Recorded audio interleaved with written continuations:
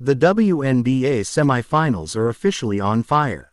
The defending champion Las Vegas Aces suddenly find themselves staring at elimination after being ambushed by the Indiana Fever in Game 1, while the Minnesota Lynx flexed their muscle and stole control of their series against the Phoenix Mercury. Now everything comes down to Game 2, survival for some, separation for others. Will the Aces rise from the ashes and remind everyone why they're the queens of the league? Or will the Fever pull off the upset of the decade and push the champs to the brink? And can the Mercury dig deep to stop the Lynx from running away with this series, or are we watching the birth of another Minnesota playoff run? Every possession, every rebound, every clutch shot could rewrite the story of this postseason. The stakes have never been higher. Minnesota leads the series 1-0 over Phoenix after a gritty, hard-fought Game 1 inside the Target Center. And now in Game 2, the Lynx have a chance to knock the Mercury back with their back against the wall. For Phoenix, this is do-or-die territory. Lose Game 2 and you fall into a 0-2 hole against the top seed, heading into a road game where momentum may already be shifting. Minnesota has home court and belief. Phoenix has to summon fight, urgency, and confidence. The series is early, but the pressure is mounting. The fans, the media, every player knows. Game 2 isn't just about tying the series, it's about control, psychological advantage, and whether the Mercury can show they belong at this level again, not just in flashes, but in sustained moments under playoff pressure. Minnesota enters Game 2 having played with a determined momentum since the All-Star break.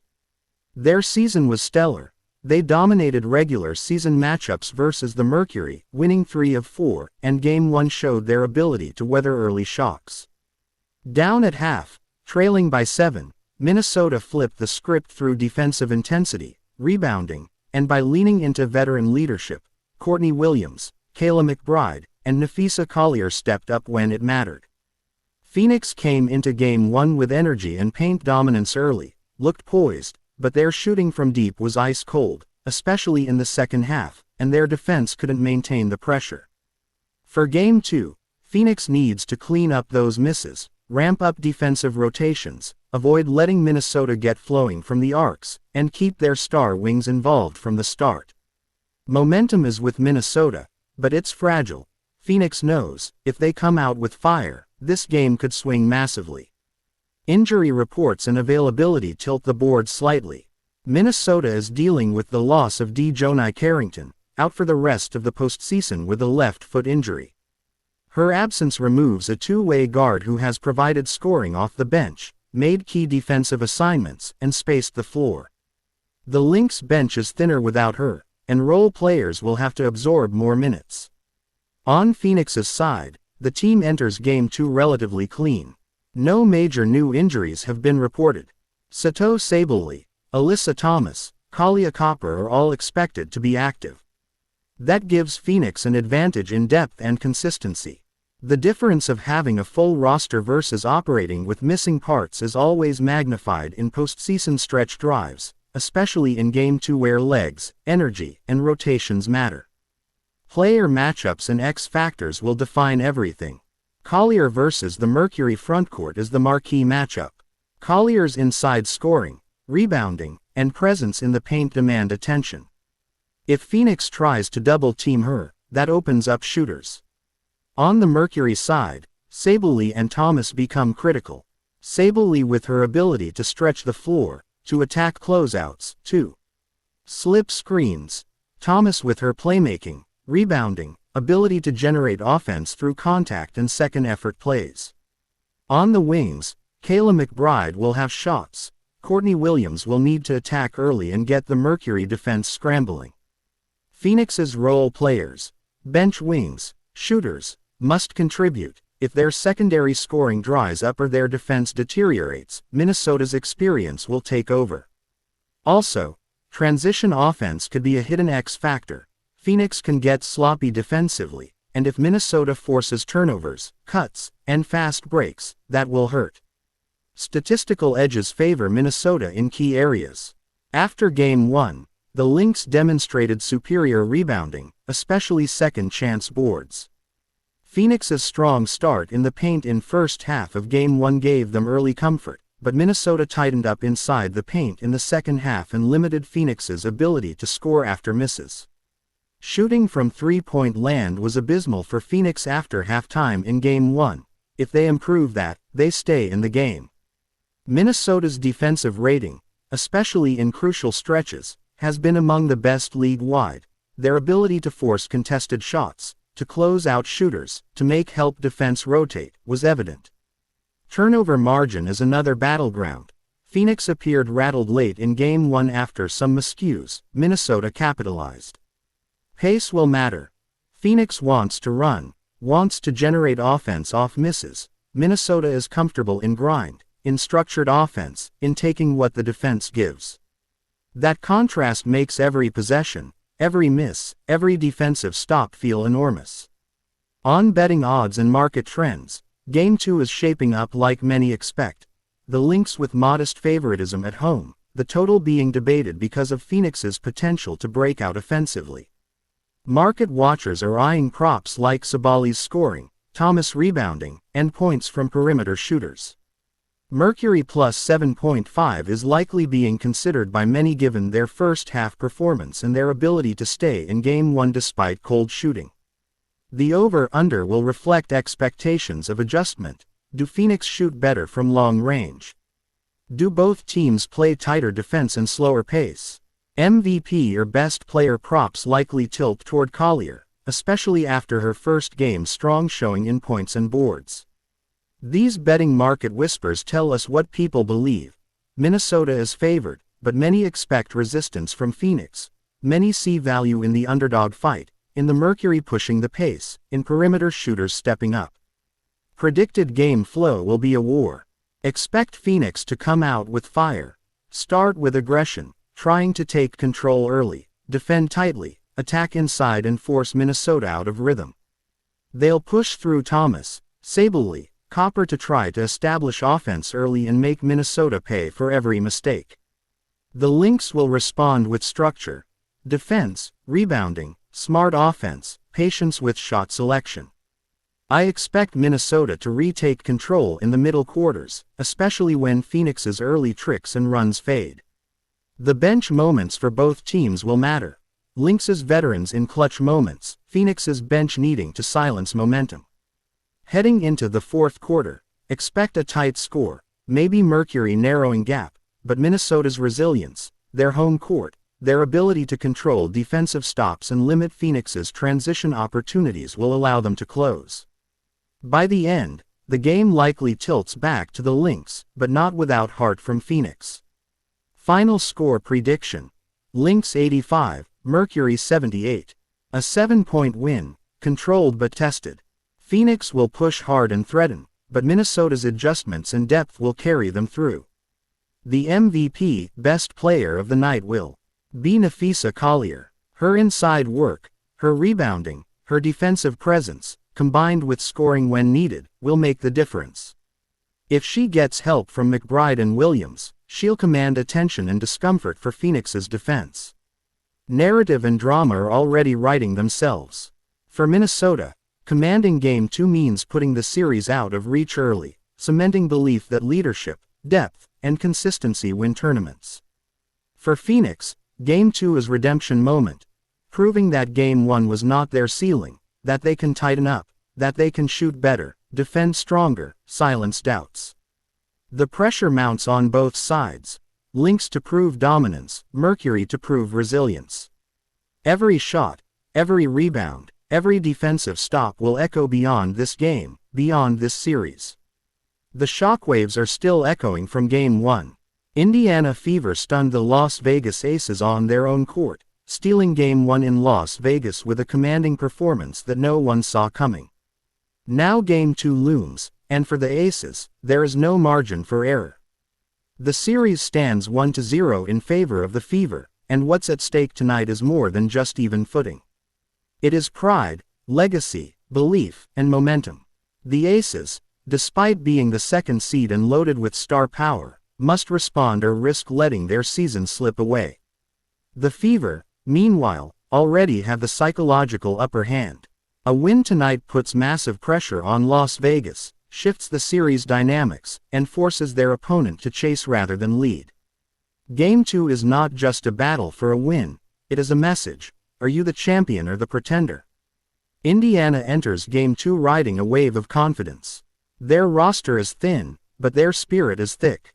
In recent games, they've shown what happens when their stars, Kelsey Mitchell, Aliyah Boston, Natasha Howard, step up under pressure.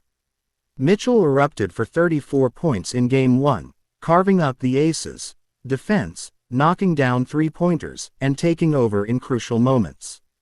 Boston and Howard earned double-figure contributions, with Boston in particular making life difficult in the paint. Offensively, the Fever attacked aggressively, took advantage of Aces' misses, turned defense into transition, and forced Las Vegas into uncomfortable possessions. In contrast, the Aces have looked rattled. Their dominance during the regular season, built on A'ja Wilson's inside strength, bench contributions, and deep shooting, felt muted in Game 1. Wilson, MVP, put up a double-double but looked off in shooting rhythm and too heavily guarded. The shooters around her were cold, the rotations hesitant, and the energy slightly flat. If Las Vegas wants to stay alive in this series, they need a spark and a statement. The injury and availability report strongly favors one side. Indiana is missing multiple players. Caitlin Clark is out for the season with a right groin injury. Sophie Cunningham, Chloe Bibby, Sydney Colson, Ari McDonald are all listed out, and Damiris Dantas remains in concussion protocol. Their rotation is shorthanded, and each minute matters. Against them, the Aces enter Game 2 with no injured players officially listed. Their roster is intact, their starters fresh, their bench fully available. That contrast in health, star availability and depth, is enormous in playoff basketball. Indiana's stars are performing at a high level, but they are doing so without the safety net of a full roster. When it comes to matchups and X factors, there are scenes you'll be watching like a hawk.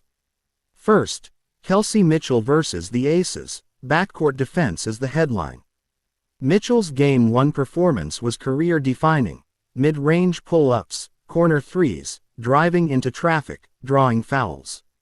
The Aces have to find a way to limit her space, challenge shots early, force her into contested jumpers rather than rhythm pulls. Then there's A'ja Wilson versus Aliyah Boston and Melissa Smith inside. Wilson inside is a force. She draws help, crashes boards, punishes mismatches. Boston's defense, Howard's presence, plus Smith's shot blocking and rim protection will be critical for Indiana. But Wilson's ability to adjust, post touches, spacing, feeding cutoffs, will show whether she's upgraded her playoff countermeasures. Role players matter. Dana Evans, Jackie Young, Chelsea Gray for the Aces, and Odyssey Sims, Natasha Howard, Lexi Hull for the Fever. Sims and Howard bring veteran savvy. Young and Gray need to shake off the rust after Game 1. Who closes strong off the bench will swing quarter leads. Statistical edges paint a picture of areas that may decide the game. Indiana shot 50% from the floor in Game 1, while the Aces shot around 40.8%, showing a clear efficiency gap. The Fever also dominated the third quarter, closing that period with an 11-0 run that broke open a close game and forced Las Vegas into desperation. Rebounding double figures came from Fever bigs, second chance points, and transition scoring were tilted their way. Turnover margin matters here. Vegas turned it over too often in Game 1, Indiana capitalized. Aces, shooters were cold from distance, which hurt when the floor collapsed. Indiana defended well in the paint, contested shots, and played with better urgency. Pace in Game 1 leaned toward Indiana dictating transitions. If Las Vegas tries to slow down, they risk letting Indiana's defense settle in. Another stat.